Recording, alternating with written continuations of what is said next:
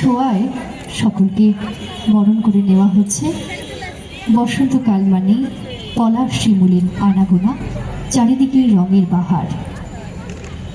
শুধুমাত্র এই পরিবেশ বা আমাদের দেহকেই নয়, আমরা রঙিন হয়ে উঠব আমাদের মন থেকে।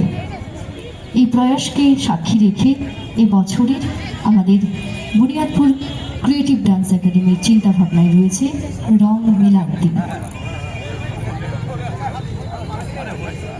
প্রদীপ প্রজ্বলনের মধ্য দিয়ে শুভ সূচনা করা হচ্ছে আজকের এই অনুষ্ঠানের।